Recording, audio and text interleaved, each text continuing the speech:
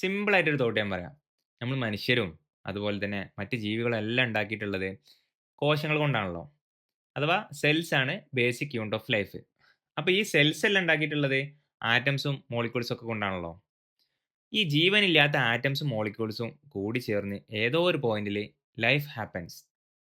അപ്പൊ അത് എവിടുന്ന് വന്നു എന്നുള്ള ആരെങ്കിലും ചിന്തിച്ചിട്ടുണ്ടോ? അതുപോലെ തന്നെ ഹ്യൂമൻ ബ്രെയിന്.